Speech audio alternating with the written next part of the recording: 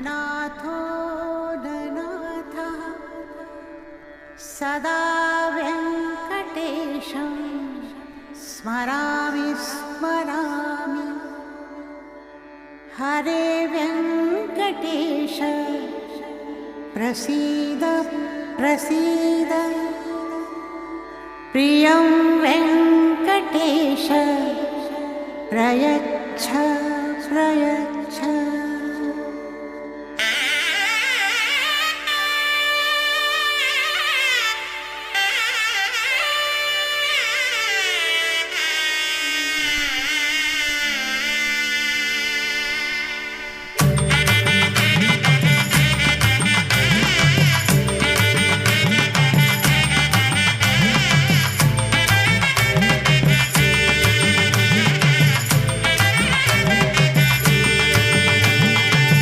Govinda Govinda Govinda Govinda Govinda Govinda Govinda Kallana Venkateshwara Govinda Govinda Govinda Govinda Govinda Govinda Govinda Govinda Govinda Kallana Venkateshwara Govinda Govinda Govinda Srinivasa Govinda Govinda Govinda Srinivasa Govinda Niladri Nilayavasa Nitya Kalyana Karunamurti Govinda Govinda Tirumala Vasa Govinda Govinda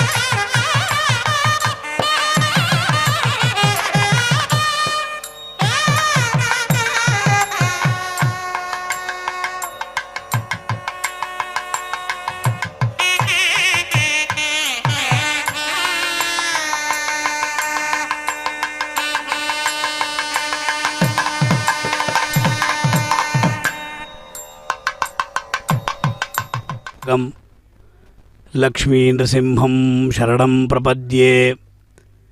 శ్రీవేంకటాద్రినిలయః కమలాకాముకపుమాన్ అభంగురవిభూతిర్నస్తరంగయతు మంగళం. శ్రీనివాస మంగాపురంలో అత్యంత వైభవోపేతంగా జరిగేటువంటి బ్రహ్మోత్సవాలలో 3వ రోజు ఉదయం కళ్యాణ వెంకటేశ్వరుడు యోగ నరసింహస్వామిగా సింహవాహనాన్ని అధిరోహించి భక్తుల్ని అనుగ్రహిస్తూ ఉన్నాడు. భగవద్ అవతారాలు పలు, అందులో దశావతారాలు చాలా చాలా విశిష్టమైనవి. ఆ దశావతారాలలో నృసింహావతారం అనేది ఒక చక్కటి అవతారం. భక్తులని అనుగ్రహించడానికై భగవంతుడు ఎంత తాపత్రయపడ్డాడో ఈ నృసింహావతారం మూలంగా మనం తెలుసుకోవచ్చు. నందనందనుడు భగవద్గీతలో మృగాణాంచ మృగేంద్రోహమని చెప్పుకున్నాడు. మృగరాజు ఎవరు అంటే సింహం. అందువల్ల మృగాణాంచ మృగేంద్రః అని చెప్పుకున్న రీతిగా సింహం అని చెప్పిన వెంటనే హినస్థితి సింహ అన్నారు. అంటే హింసించేటువంటి స్వభావం కలిగినది. అటువంటి భగవంతుడు సకల చరాచరములయందు వ్యాపించి ఉన్నాడు. సమస్తమైనటువంటి ఆ చేతనాచేతములన్నీ కూడా భగవంతుని యొక్క అధీనములే. ముఖ్యంగా ఈ బ్రహ్మోత్సవాలలో దేవదేవుడు అన్నీ తన యొక్క అధీనంలోనే ఉన్నాయి అని తెలియజేయడానికే వివిధ వాహనాల్లో ఊరేగుతాడు. 3వ రోజు ఉదయం సింహవాహనం. భగవంతుణ్ణి ఎప్పుడైతే మనం దర్శించుకుంటున్నామో ఆ సమయంలో యోగ నరసింహస్వామిగా మనకు దర్శన భాగ్యాన్ని కలిగిస్తున్నాడు. భగవద్ అవతారాలలో నృసింహావతారానికి ఉన్నటువంటి వైభవం అనేది అంతా ఇంతా కాదు. భగవంతుణ్ణి మనం దర్శించుకుంటే భక్తి అనేది ఉద్భవిస్తుంది. భక్తి ఉంటేనే భగవంతుని దర్శించుకోవచ్చు. అదే సమయంలో భయభక్తులు ఉండాలని చెప్తూ ఉంటారు. ఆ భయము భక్తి అనేటువంటి ఒక విషయం అనేది నృసింహావతారంలోనే మనం చూడవచ్చు. మిగతా అవతారాలలో భక్తి మాత్రం ఉంటుంది కానీ భయం ఉండదు. కానీ నృసింహావతారాన్ని మనం దర్శించుకున్నప్పుడు భయభక్తులు రెండు కూడా మనకు కలుగుతాయి. వాహన మండపం నుండి అలా మెల్లమెల్లగా సింహవాహనారూఢుడై కళ్యాణ వెంకటేశ్వర స్వామి ఇచ్చట ఆ దివ్య ప్రబంధ ఆరంభం కొరకు అలా వస్తున్నాడు.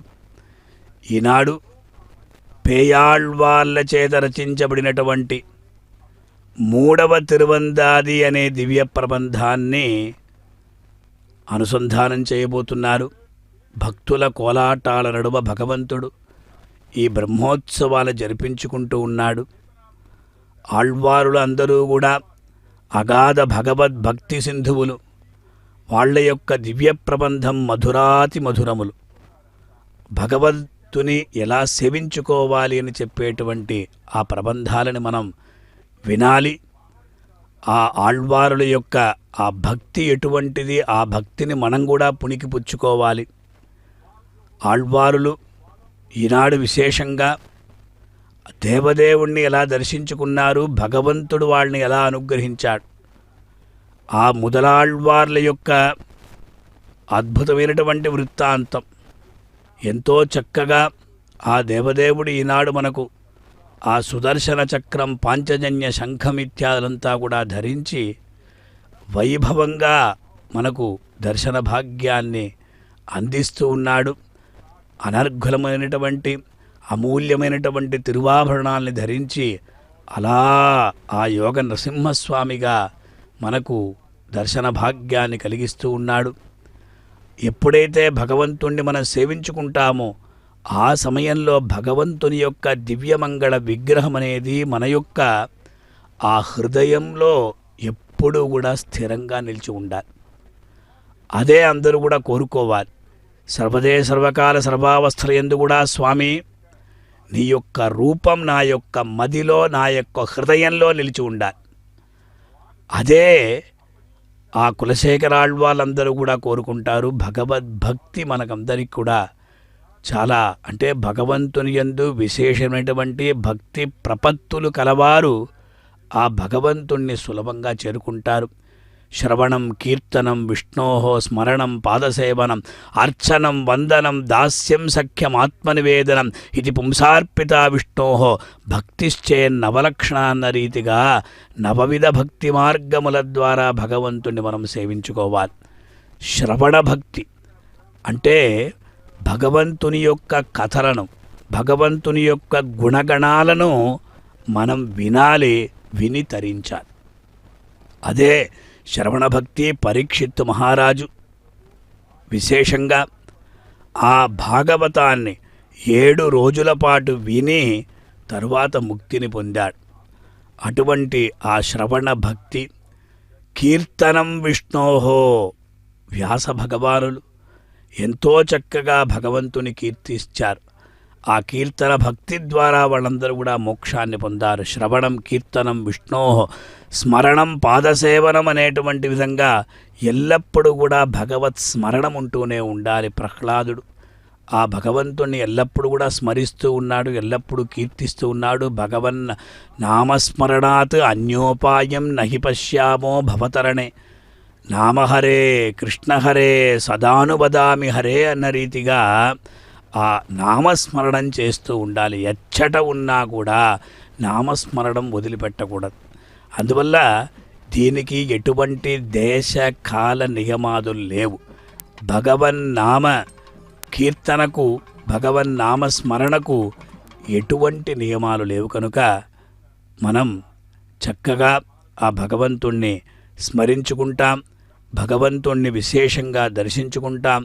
ఆ కర్పూర నీరాజనాల్ని భగవంతుడు అందుకుంటున్నాడు. మన యొక్క ఆ జీవితంలో కూడా ఇటువంటి ఆ దీపజ్వాల వెలుగు అనేది ఉండాలి. ఆ దేవదేవుడి యొక్క దర్శనం అనేది చాలా పుణ్యప్రదం. కనుక 2 చేతులు జోడించి అంజలి ఘటించి ఆ భగవంతుణ్ణి మనం సేవించుకోవాలి. అంజలిబద్ధుడుగా ఉండాలి. ఎలాగైతే గరుత్మంతుడు ఎల్లప్పుడూ కూడా 2 చేతులు జోడించి ఉంటారో అదే ప్రకారం ఇచ్చట కూడా మనం భగవంతుని ఎదుట 2 చేతులు జోడించి స్వామి ఎల్లప్పుడూ కూడా మిమ్మల్ని అంటే నేను దర్శించుకుంటూ ఉండాలనేటువంటి ఒక భావన మనకు ఉండాలి. చింతయామి హరిమేవ సంతతం మందమందమన్న రీతిగా ఎల్లప్పుడూ కూడా హరిచింతనం ఉండాలి, కేశవ చింతనం ఉండాలి. సింహ వాహనారూఢుడైనటువంటి ఆ నృసింహస్వామి ఎంతో చక్కగా ఆనాడు ఆ ప్రహ్లాదుని రక్షణ కొరకు అతడు ఇచ్చట ఆవిర్భవించాడు. హిరణ్యకశిప సంహారమని మనకు అనుకుంటాం, కానీ భక్తరక్షా తత్పరుడు, భక్త రక్షణ దీక్షుడుగా అతడు ఉండి అందరినీ కాపాడారు. కనుక అటువంటి ప్రహ్లాదుని యొక్క చరితమును కూడా మనం వినాలి. ఎందుకంటే ప్రహ్లాద ఆళ్వాన్ అని ఆయనకి పేరు. మనం భగవంతుణ్ణి దర్శించుకుంటూ తరిద్దాం. హరే మురారే మధుకైట భారే గోవింద గోపాల ముకుంద శౌరే.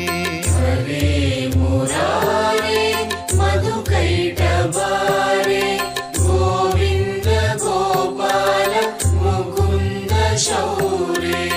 హరే మురారే మధుకైట భారే గోవింద గోపాల ముకుంద శౌరే.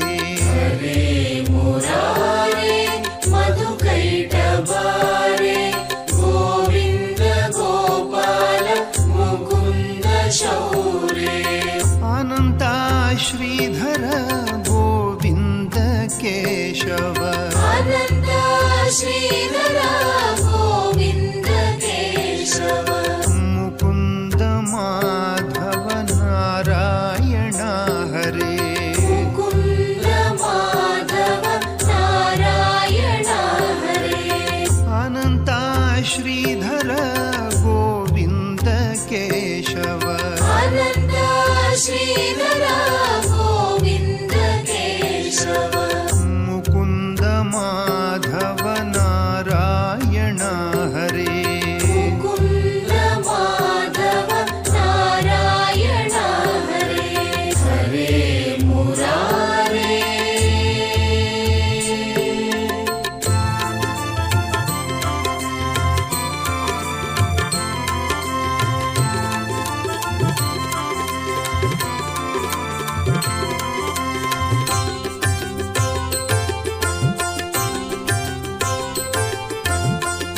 దేవకీ తనయా గోపికా రమణ దేవకీ తనయా గోపికా రమణ దేవకీ తనయా గోపికా రమణ దేవకీ తనయా గోపికా రమణ భక్త ఉద్ధారణ త్రివిక్రమా భక్త ఉద్ధరణ త్రివిక్రమా దేవకీ తనయా గోపికా రమణ దేవకీ తనయా గోపికా రమణ భక్త ఉద్ధారణ త్రివిక్రమా భక్త ఉద్ధరణ త్రివిక్రమా హరే మురారే మధుకైటభారే గోవింద గోపాల ముకుంద శౌరే హరే మురారే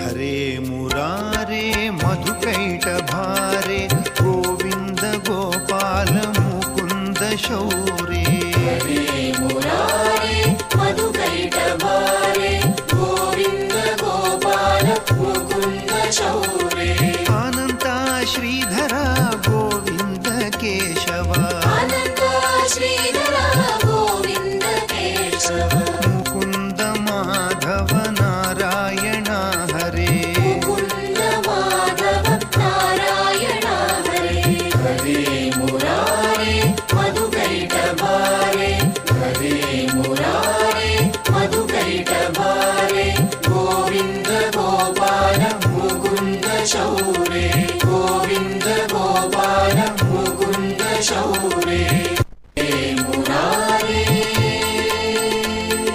దేవకీ తనయా గోపికా రమణ దేవకీ తనయా గోపికా రమణ భక్త ఉద్ధారణ త్రివిక్రమా భక్త ఉద్ధరణ త్రివిక్రమా దేవకీ తనయా గోపికా రమణ దేవకీ తనయా గోపికా రమణ భక్త ఉద్ధారణ త్రివిక్రమా భక్త ఉద్ధరణ త్రివిక్రమా హరే మురారే మధుకైటభారే హరే మురారే మధుకైటభారే గోవింద గోపాల ముకుంద శౌరే గోవింద గోపాల ముకుంద శౌరే గోవింద గోపాల ముకుంద శౌరే హరే మురారే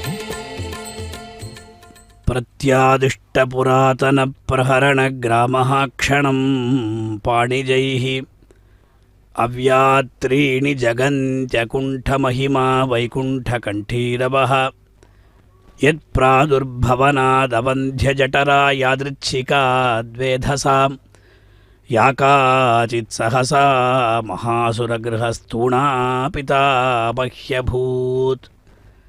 వేదాంతదేశికుల వారు దశావతారం అనేటువంటి స్తోత్రంలో నృసింహావతారం యొక్క వైభవాన్ని అత్యద్భుతంగా వర్ణించి ఉన్నారు.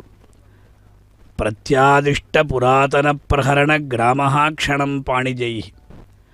హిరణ్యకశిపుడు అనేటువంటి అసురుడు తాను ఎవరి వల్ల కూడా చంపకూడదు, అంటే వధింపబడకూడదు అనేటువంటి వరాన్ని వేడాడు. ఆయుధంతో వధింపబడకూడదు.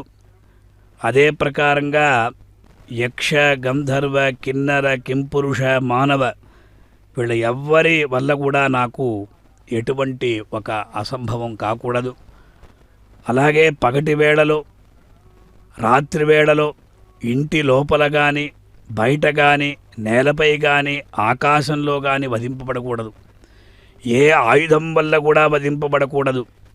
మానవుల వల్ల కానీ తిర్యక్రుల ఎవరి వల్ల కానీ వధింపకూడదు అని అతడు వరాన్ని పొందాడు. అందువల్ల ఆ వరలాభానికి ఏ హాని లేకుండా పరిగ్రహించినటువంటి అత్యద్భుతమైనటువంటి అవతారమే నృసింహావతారం.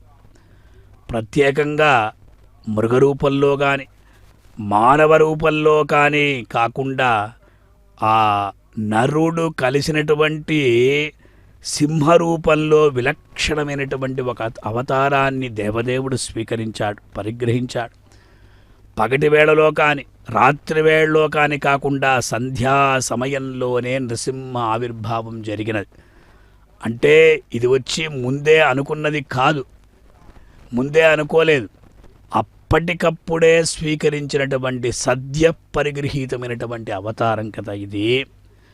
అందువల్ల ఆ అవతారాన్ని ఎంతో చక్కగా వర్ణిస్తున్నారు దేశికుల వారు.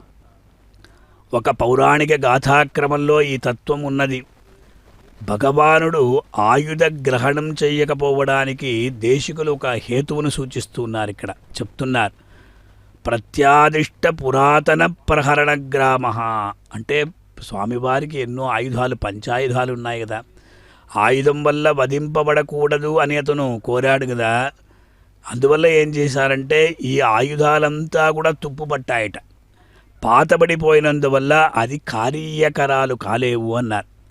అందువల్ల అన్నింటినీ పక్కన గంటివేసి స్వామి తన యొక్క శ్రీహస్తాలలోని నఖాలు ఏవైతే ఉన్నాయో గ్రామ క్షణం పాణిజమని చెప్తున్నారు. అంటే నూతన ఆయుధములుగా చేసుకున్నాడు, నఖాలనే నూతన ఆయుధులుగా చేసుకున్నాడు. ప్రత్యాదిష్టం, ప్రహరణం అంటే ఆయుధం అన్నమాట. అందువల్ల ఈ పాణౌ జాయత ఇది పాణిజం, నఖం గోళ్ళు.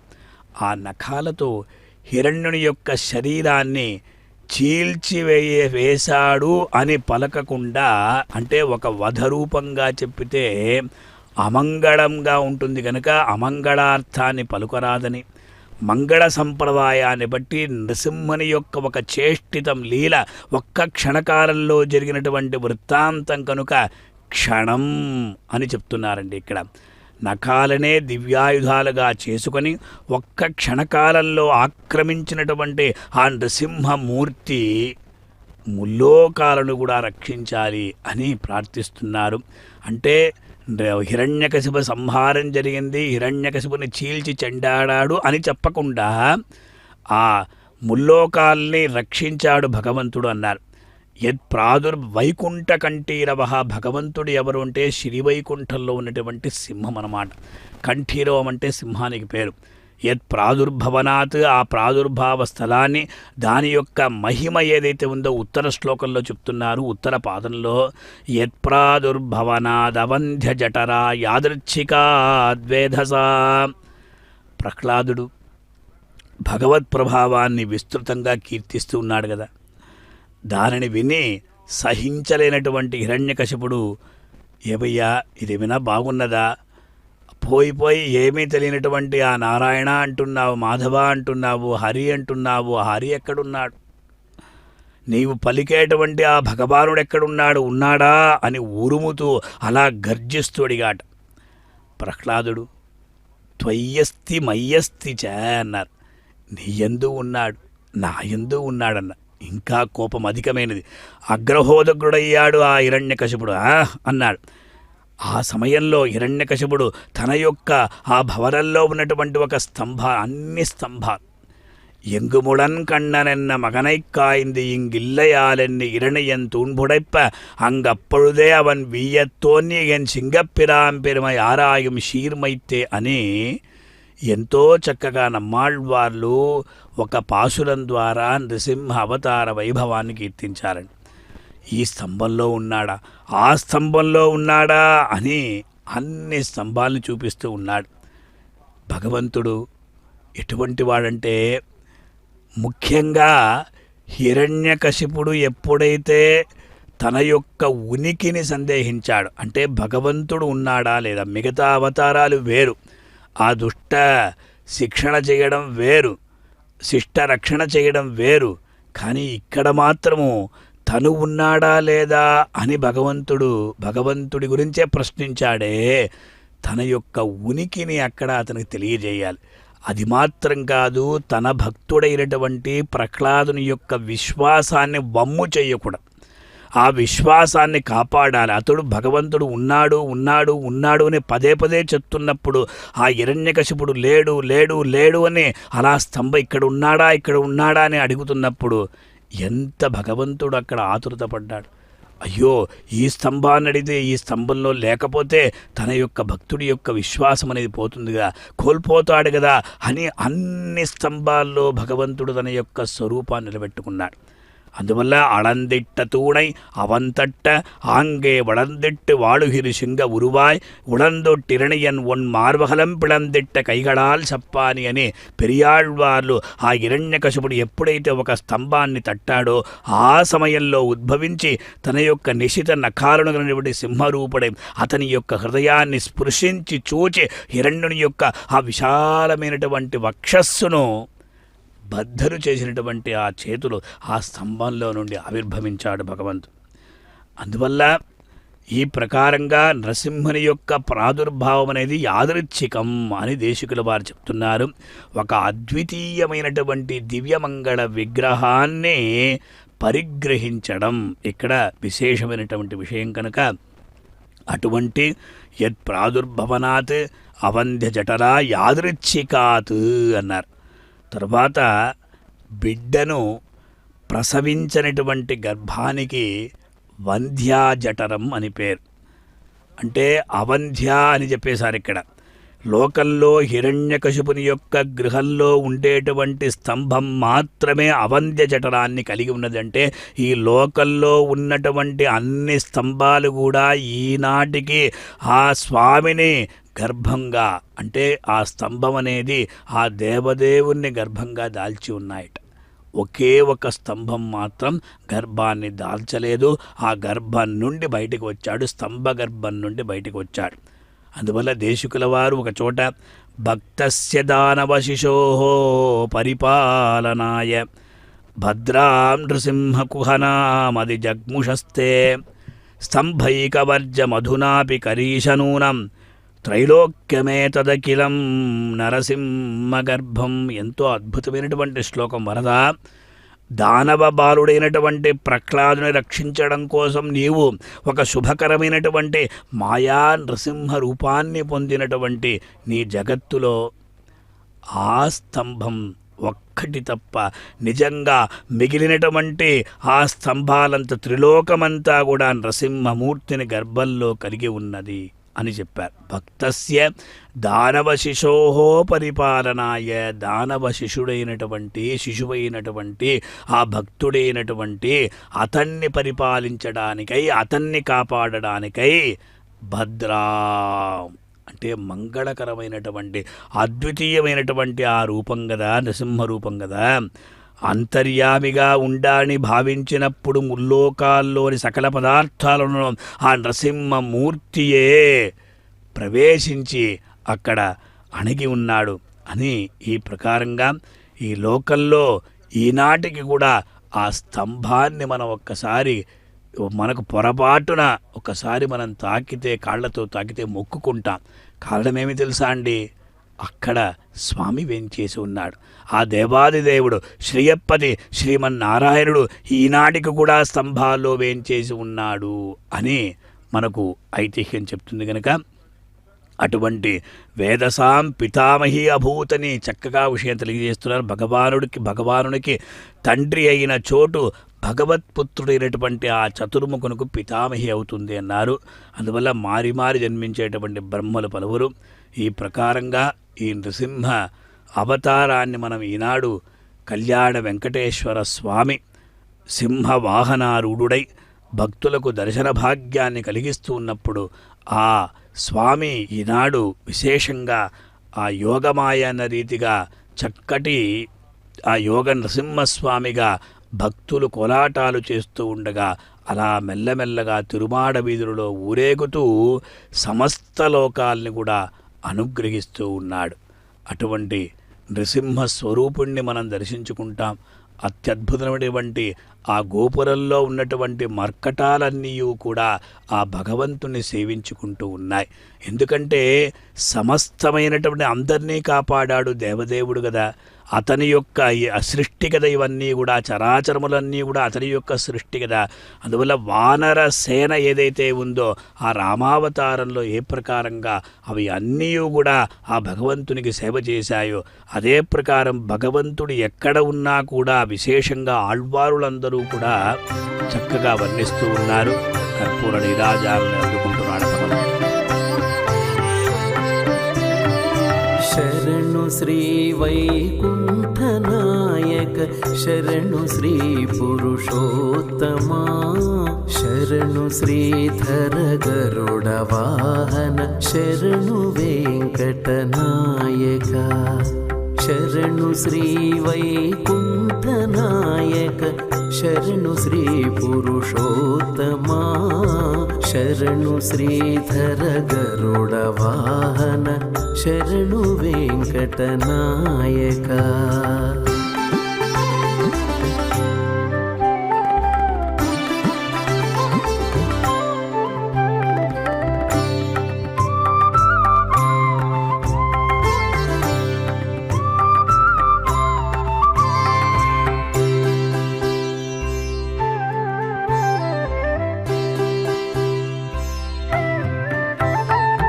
పరమపద గోవింద మాధవ పద్మనాభ జనార్దన పరమపద గోవింద మాధవ పద్మనాభ జనార్దన ధరణిధర కరివరద వామన దైత్యహర బలిబంధన ధరణిధర కరివరద వామన దైత్యహర బలిబంధన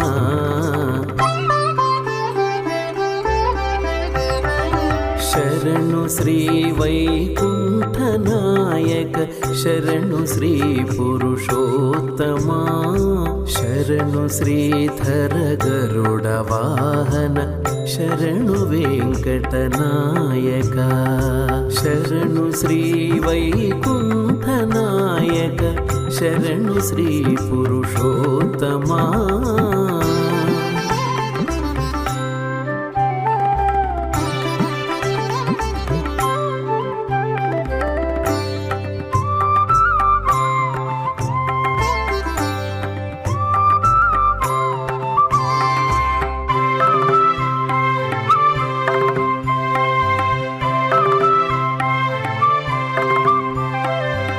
జలజనేత్ర ముకుంద కేశవ శంఖచక్ర గదాధర జలధిశయన ఉపేంద్ర అచ్యుత శైలధర నారాయణ జలజనేత్ర ముకుంద కేశవ శంఖచక్ర గదాధర జలధిశయన ఉపేంద్ర అచ్యుత శైలధర నారాయణ ఆదియోగి మునీంద్ర వందిత అఖిల సురగణ పూజిత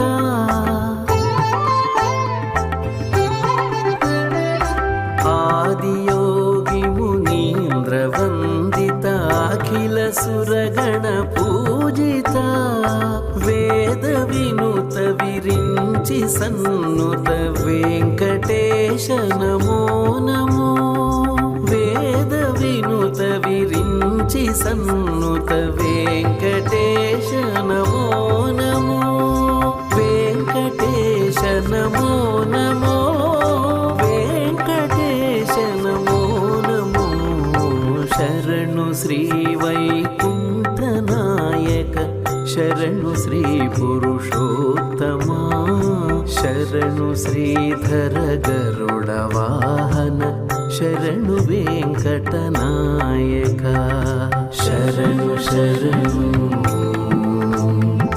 శరణు శరణు శరణు శరణు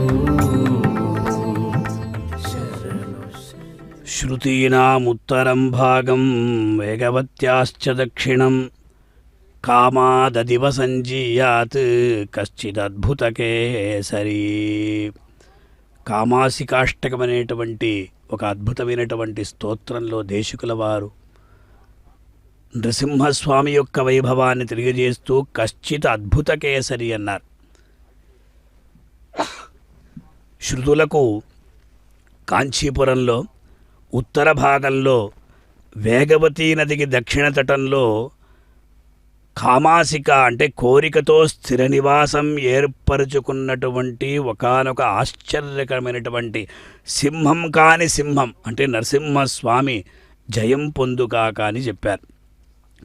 ఇది కంచి వరదరాజ సన్నిధికి సంకేత సూచకం. చతుర్ముఖ బ్రహ్మ సుదీర్ఘకాలం తపస్సు చేసి స్వామిని దర్శించుకోలేక దైవ సంకల్పంగా ఆ అనంత సరస్ తీరంలో అశ్వమేధ యాగం చేశాడు. ఎన్నో ఒక ఆటంకాలున్నా కూడా అక్కడ ఋగ్వేదం, యజుర్వేదం, సామవేదం ఈ వేదాలతో అనేక మంత్రాలతో యాగాన్ని చేశాడు. యాగ ప్రధాన కుండ ఉత్తరదేవి నుండి వరదరాజ మూర్తిగా అక్కడ ఆవిర్భావం జరిగింది. వపాం హోమేతు సంప్రాప్తే ప్రాతస్సవనకాలికే ధాతురుత్తర వేద్యాంతు ప్రాదురాసి జనార్దన అని చెప్పిన రీతిగా అటువంటి ఆ బ్రహ్మదేవుడికి వరదరాజస్వామి అక్కడ అతని యొక్క యాగంలో ఆవిర్భవించాడు. సరస్వతీ బ్రహ్మ దంపతులకు దైవికంగా ఒక వైమనస్యం కూడా ఏర్పడిందట. ఆ సమయంలో బ్రహ్మ అశ్వమేధ యాగం సంకల్పించి ఎప్పుడైతే కర్మారంభం చేశాడో అగ్రమహిషి అయినటువంటి తనను కాదని సావిత్రి, గాయత్రి సతులతో ఆ దీక్షను స్వీకరించడం అనేది ఆ చదువుల తల్లి అయినటువంటి సరస్వతీ దేవికి అది కోపకారణమైనది. యజ్ఞాన్ని విఘ్నం చెయ్యాలి అనుకున్నది. ఏం చేసింది? ఒక నదీ రూపంగా ఆవిడ ప్రవహించింది. వేగవతీ నది, దానికి మహావేగంగా యాగమండపం వైపు ప్రవహించసాగింది. బ్రహ్మదేవుడు చూశాడు, అయ్యో అలా ప్రవాహం ప్రవహిస్తే ఈ యాగమంతా కూడా వ్యర్థమవుతుంది కదా అనుకుని స్వామిని శ్రీమన్నారాయణుని ప్రార్థించాడు. అప్పుడు స్వామి శ్రీమన్నారాయణుడు ఆ నదీ ప్రవాహానికి ఎదురుగా నిలిచాడు. ఎదురుపడ్డ మామగారికి జంకినటువంటి కోడలుగా వేగవతి నది పక్కకు తిరిగి ప్రవహించిందట. ఇలా యాగమంటపం జలమయం కాకుండా అడ్డుకున్నందువల్ల వేగాసేతు అన్న తిరునామం అనేది స్వామికి ఏర్పడింది. వేగాసేతు అని దేశికుల వారు వేగాసేతు స్తోత్రం కూడా రచించారు. అందువల్ల ఆ నదీ తీరాలను నెలవుగా చేసుకోవడం అనేది శ్రీయప్పతికి విశేషమైనటువంటి అభిలాష. మనం ఎక్కడ చూసినా కూడా నది తీర్థం అనేది దేవాలయాల్లో ఉంటుంది. ఇప్పుడు శ్రీనివాస మంగాపురంలో సాక్షాత్ యోగ నరసింహస్వామిగా కళ్యాణ వెంకటేశ్వర స్వామిని దర్శించుకుంటున్నామే. కళ్యాణి నది పక్కనే ఉన్నది. అందువల్ల కళ్యాణి నదీ తీరంలో ఈ భగవంతుడు వేంచేసి ఉన్నాడు. అక్కడ వేగవతి నదీ తీరంలో భగవంతుడు వేంచేశారు. అర్చావతారంలో తామ్రపర్ణి తీరాలను ఎంచుకున్నాడు భగవంతుడు. ఇక్కడ వేగవతీ తీరం అనేది ఎంచుకున్నాడు. అందువల్ల ఇటువంటి కశ్చిత్ అద్భుత కేసరీ జీయాత్ అన్నారు. కామాసికా కేసరి అంటే వేదాంత వేద్య వస్తువు అనేది పరమాత్మకు అక్కడ వెంచకంగా ఉంటుంది కనుక అటువంటి ఈ కామాసికా కేసరిని మనం దర్శించుకుంటున్నాము. ఆ స్వామిని దర్శించుకునే సందర్భంలో తపన ఇందు అగ్నినయన తాపానపచునోతున తాపనీయ రహస్యానాం సారహ కామాసికా హరి అన్న రీతిగా ఆ నృసింహ తాపనీయ ఉపనిషత్తులో నిర్ధారించబడినటువంటి మంత్ర తంత్ర రహస్యముల యొక్క సారభూతుడు సాక్షాత్తు ఈ కళ్యాణ వెంకటేశ్వరుడు. సూర్యచంద్రాగ్నులు అగ్నులు తన నయనములుగా గలవాడు. అటువంటి కామాసికా హరి నరహరి ఆశ్రితమైనటువంటి మన యొక్క సమస్త తాపాలు తపన ఇందు అగ్ని నయన అని చెప్తున్నారు. తాపాన్ అపచినోతు నహ. ఎంత అద్భుతమైనటువంటి శ్లోకం ఇది.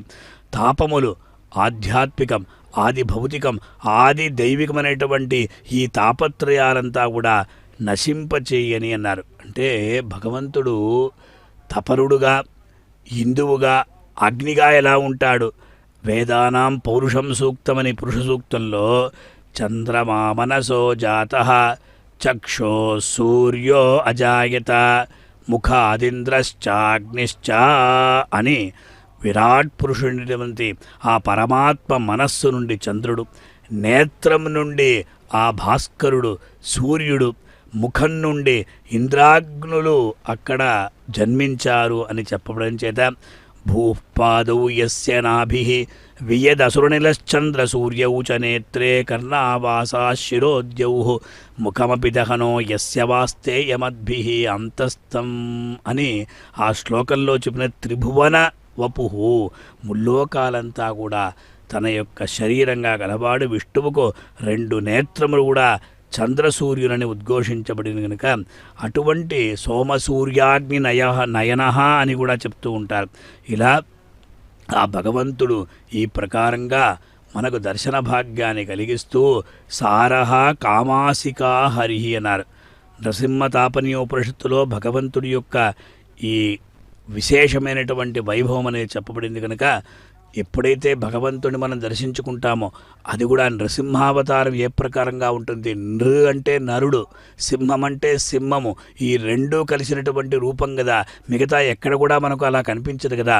అందువల్ల ఇంకో చోట చెప్తారు, ఆకంఠం ఆది పురుషం కంఠీరవముపరి కుంఠితారాతిం వేగోపకంఠ సంగాత్ విముక్త వైకుంఠ బహుమతిముపాసే అని ఆ కంఠం అనేది ఆకంఠం ఆది పురుషం అంటే ఒక పాదముల నుండి కంఠం వరకు ఆది పురుషుడు చతుర్భుజ మహావిష్ణు స్వరూపం గలవాడు. అలాగే ఉపరి పైభాగం అనేది కంఠీరవం సింహరూపంగా ఉన్నది. అలాగే కుంఠిత అరాతిం తన యొక్క అవతారంలో వ్యర్థపరచబడినటువంటి శత్రువులు హిరణ్యకశిపుడు శరభరూప రుద్రుడు గలవాడు. వేగోపకంఠ వేగవతి నది యొక్క ఆ తీరదేశమందలి సాంగత్యం వల్ల విడువబడినటువంటి వైకుంఠం భగవంతుడు శ్రీనివాసుడుగా ఎలా వచ్చాడు? శ్రీవైకుంఠ విరక్తుడే శ్రీవైకుంఠ విరక్తాయ స్వామి పుష్కరణీతటే రమయారమమాణాయ వెంకటేశాయ మంగళమన్నదిగా శ్రీవైకుంఠ లోకమందలి ఆదరాతిశయం గలవాడు కామాసిక నరహరిని మనమందరం కూడా త్రికరణ శుద్ధిగా అంటే మనస వాచ కర్మణ మనం ఉపాసిస్తే ఆ భగవంతుడు మనల్ని ఎల్లప్పుడూ కూడా కాపాడుతాడు. కిరీటినం గదినం చక్రహస్తం ఇచ్ఛామి త్వాం ద్రష్టుమహం తథైవ తేనైవ రూపేణ చతుర్భుజేన సహస్రబాహో భవ విశ్వమూర్తే అని ఎలాగైతే కోరుకున్నారో అదే ప్రకారం మనం కూడా భగవంతుడి యొక్క ఆ దివ్యమంగళ ఆ విగ్రహ సౌందర్యం ఏదైతే ఉందో ఆ సౌందర్యంలో మనం తన్మయత్వాన్ని పొందాలి. ఎంతో చక్కగా అందరూ కూడా కోలాటాలు చేస్తూ ఆ భగవంతుని ముందర తమ యొక్క భక్తిని అక్కడ వాళ్ళందరూ చాటుకుంటున్నారు. అదే ప్రకారం దివ్య ప్రబంధ గోష్ఠి వెనకాల వేదపారాయణ గోష్ఠి ఈ 2 కూడా భగవంతునికి ఎలాగైతే సూర్య చంద్రుల నేత్రములో అదే ప్రకారం ఇక్కడ ఈ ప్రబంధము సంస్కృత వేదము ద్రావిడ వేదము 2 కూడా భగవంతునికి నేత్రస్థానీయములుగా ఉన్నాయి కనుక అంతటా కూడా భగవంతుడి యొక్క ఊరేగింపులో ఉత్సవాదులలో ఇవి 2 కూడా భగవంతునికి సేవ చేస్తూ ఉంటాయి కనుక అట్టి దేవదేవుణ్ణి మనం దర్శించుకుంటాం. ఆ భగవంతుని యొక్క దివ్యమైనటువంటి అనుగ్రహాన్ని కూడా మనం పొందుతాం.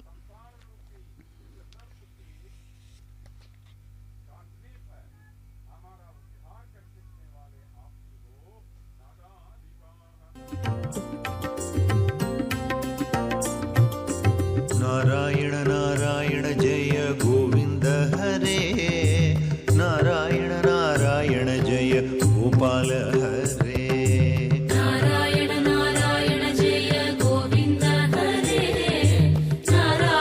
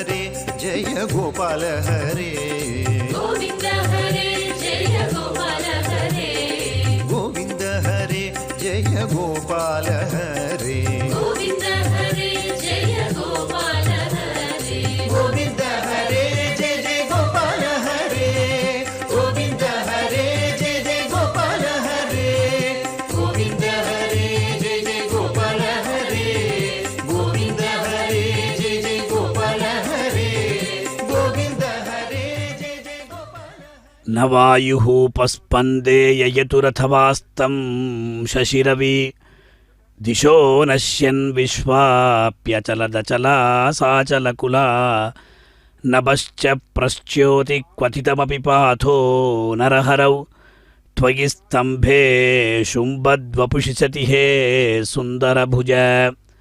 సుందరబాహుస్తవంలో కురేషుల వారు నృసింహ అవతార వైభవాన్ని చక్కగా తెలియజేశారు. శ్రీనివాస మంగాపురంలో ఈనాడు సింహ వాహనారూఢుడైనటువంటి కళ్యాణ వెంకటేశ్వరుని మనం ఎప్పుడైతే దర్శించుకుంటామో ఆనాడు నృసింహావతారాన్ని మనం స్మరించుకుంటున్నాం. భక్తులు ఎంతో భక్తి శ్రద్ధలతో కోలాటాలు నిర్వహిస్తూ ఉన్నారు. వాళ్ళకందరికీ కూడా భాగ్యం కదా భగవంతుని ముందర సేవ చేయడం, భగవంతుని కైంకర్యం చేయడం. దివ్య ప్రబంధ గోష్ఠిలో ఈనాడు తిరుక్కండేన్ పొన్మేనిగండేన్ తిగళమరుక్కణ్ అణినిరమం కండేన్ శరిక్కడరం పొన్నాళి కండేన్ పురిశంగం కైక్కండేన్ ఎన్నాళి వన్నన్పాలిన్ అని పేయాళ్వార్లు ఆ తిరుక్కోవలూరు దివ్యదేశంలో ఉన్నటువంటి ఆ స్వామిని ఎప్పుడైతే దర్శించుకున్నారో వారి యొక్క ముఖార విందం నుండి వెలువడినటువంటి దివ్య ప్రబంధాన్ని వాళ్ళు అనుసంధానం చేస్తున్నారు. నా వాయు పస్పందే. స్వామి, నీవు ఎప్పుడైతే నృసింహునిగా ఆ స్తంభంలో ఉద్భవించావో ఆ సమయంలో ఈ ప్రకృతి యొక్క స్థితి ఎలా ఉన్నది తెలుసా స్వామి? వాయువు వీచలేదు, నా వాయువు పస్పందే అన్నారు. ఎంత అద్భుతమైనటువంటి ఆ చాతుర్యం.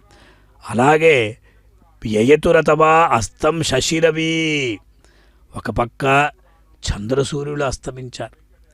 అదే దిశ అనశ్యన్ విశ్వాప్యచలదచల సాచలకుల అని ఆ వృషభాలు, అశ్వాలు, గజరాజులు అన్నీ కూడా భగవత్ సేవలో ఉన్నాయి.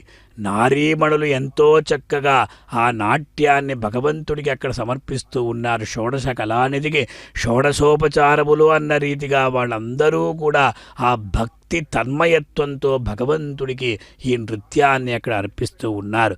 నాద నీరాజనంలాగా నాట్య నీరాజనం, కర్పూర నీరాజనం వలె నాట్య నీరాజనం కూడా అక్కడ సమర్పించబడుతున్నది. దిక్కులంతా కూడా నశించాయి. అంటే దిశ అనశ్యన్ కనిపించలేదట. కులపర్వ అచలా సాచల కులపర్వతాలతో పాటు ఆ సమస్త విశ్వమంతా కూడా చలించిపోయిందండి. నభశ్చ ప్రశ్చ్యోతి. ఎంత అద్భుతమండి! ఆకాశం కూడా నృసింహావతార సమయంలో కరిగిపోయిందట. సరే క్వథితమపి పాథో అన్నారు. అంటే సముద్రంలో ఉన్నటువంటి చల్లని నీరు కూడా అది సలసల కాగిందట. అంత కోపం. అంటే ఆ హిరణ్యకశిపుడు తన యొక్క భక్తుణ్ణి ఎలా హింసించాడు అదంతా కూడా భగవంతుని యొక్క మనస్సుకు వచ్చిందనమాట. అంటే పర్వతంపై నుండి తోయడం అనేది, అగ్నిలో పడవేయడం ఏమిటి, అలాగే విషాన్ని అక్కడ తాగించి ఇదన్నీ కూడా చేశాడు కనుక భగవంతుడు అక్కడ చాలా కోపంతో ఉగిపోయాడు. కనుక సముద్రంలో ఉన్నటువంటి చల్లని నీరు కూడా అక్కడ సరసల కాగిందట. అదే నభశ్చ ప్రశ్చోతి క్వచితమపి పాథో నరహరౌ త్వయి స్తంభే శుంభద్వపుషతి హే సుందరభుజ అని ఇటువంటి అద్భుత భయానక రసాలంతా కూడా నిర్వహించారు కురేషుల వారు. అది మాత్రం కాదు స్వామి, అరాళం పాతాళం త్రిదశ నిలయ ప్రాపితలయ ధరిత్రీ నిర్ధూతాయురపి దిశ కామపి దిశం అజృంభిష్టాంబోధిర్ఘుమఘుమ ఇతి ఘూర్ణన్ సురరిపోః విబింధానే వక్షస్త్వగి నరహరౌ సుందరభుజ.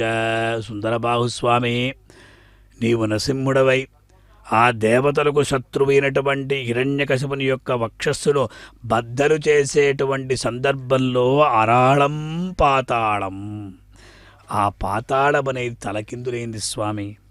ఆ త్రిదశ నిలయ, ఆ దేవలోకం లయాన్ని పొందిందట. త్రిదశ నిలయ ప్రాపిత లయ అనే చక్కటి పదప్రయోగం చేస్తున్నారు.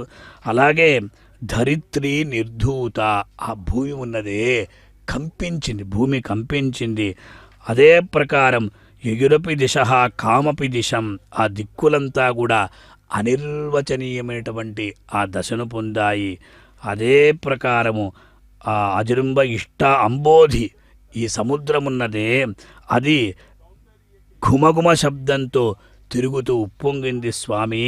నీవు ఈ ప్రకారంగా నృసింహావతార సందర్భంలో ఈ ప్రకృతి యొక్క స్థితి ఇలా ఉన్నది అని మనకు ఆ కన్నుల అంటే మనకందరికి కనిపించే విధంగా ఇక్కడ కురేషుల వారు చెప్తున్నారు. అది మాత్రం కాదు, విశేషంగా నకక్రకచక ప్రతి కచిత దైత్యవక్షస్థలి సముద్ధరుదిరచ్చటాచ్చురిత బింబితం స్వంవపు విలోక్య ఋషిత పునః ప్రతిముగేంద్ర శంకావశాత్ యయేష నరకేసరి సహి అదృశ్యతే సుందర.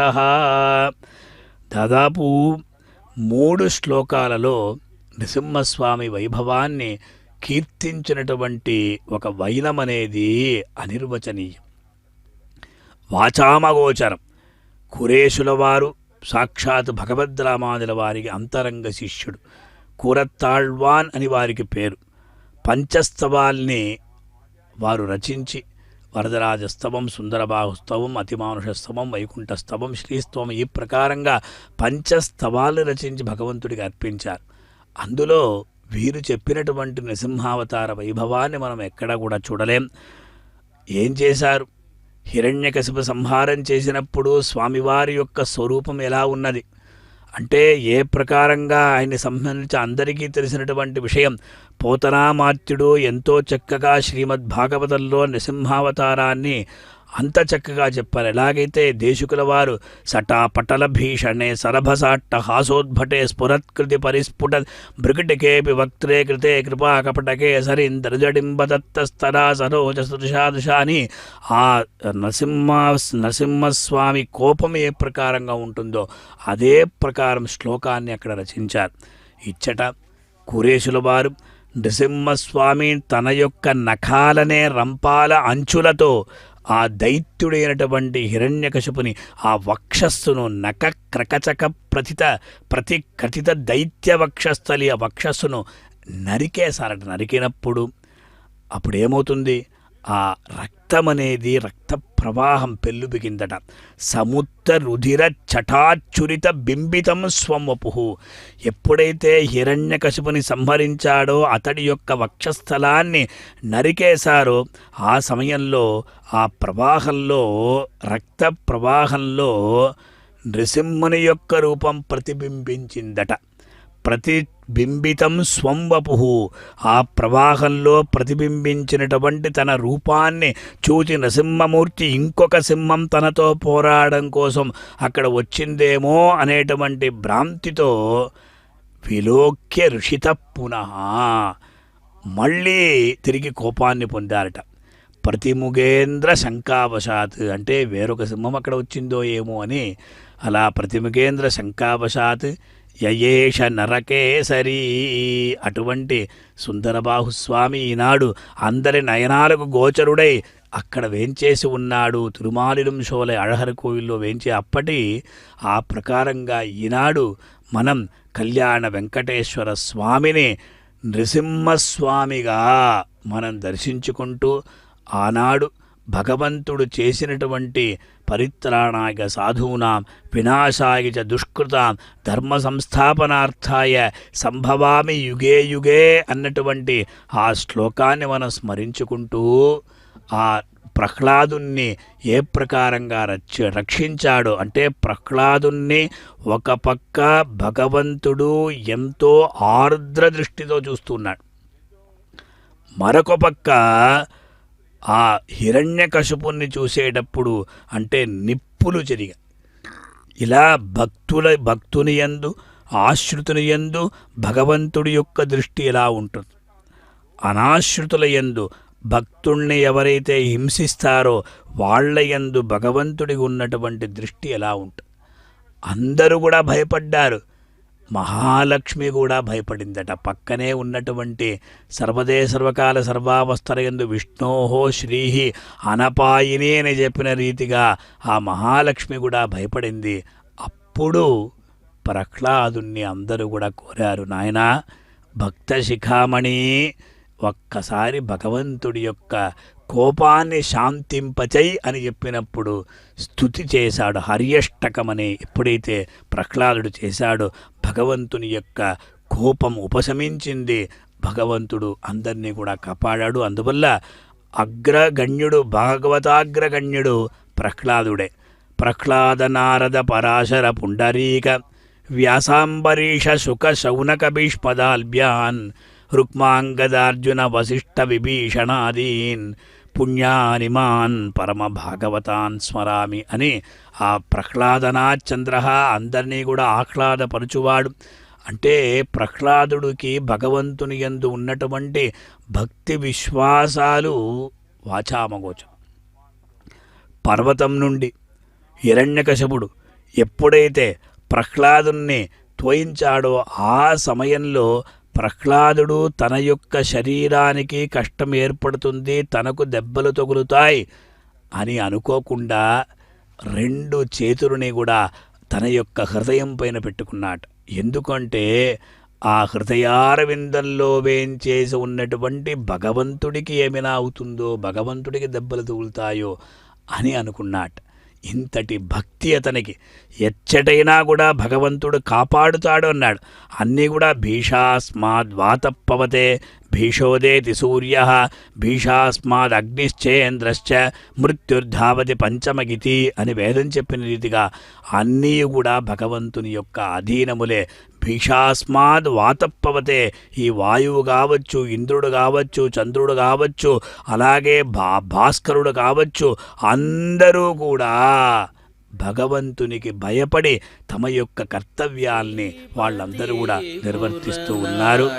స్వామిని దర్శించుకుంటాం, తరిద్దాం.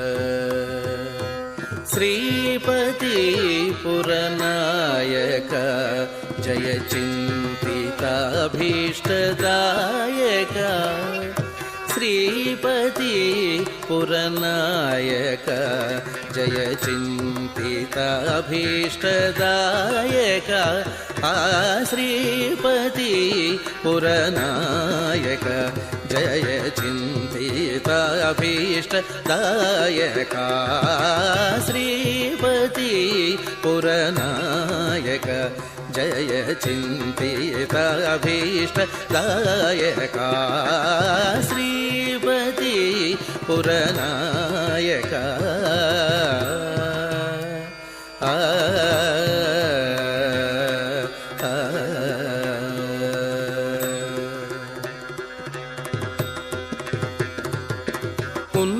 ఉన్నతోన్నత విగ్రహ ఉన్నతోన్నత విగ్రహ ఉన్నతోన్నత విగ్రహ దాసోపరిస్థానుగ్రహ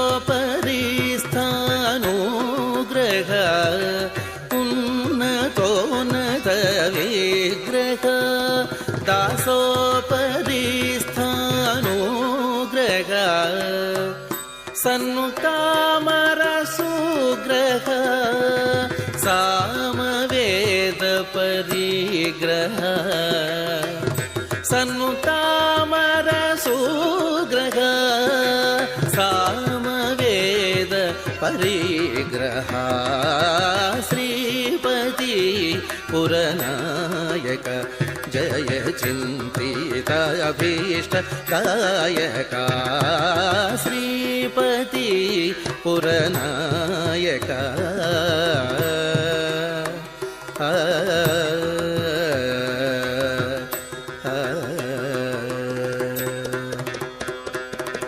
जानकी प्रियकारक शिवसाधिताखिल तारका जानकी प्रियकारका शिवसाधिताखिल तारका मानुषाहितमारका मामगाघ निवारक मानुषाहित मारक मामगाघ निवारक श्री वेंकटनाथ रूप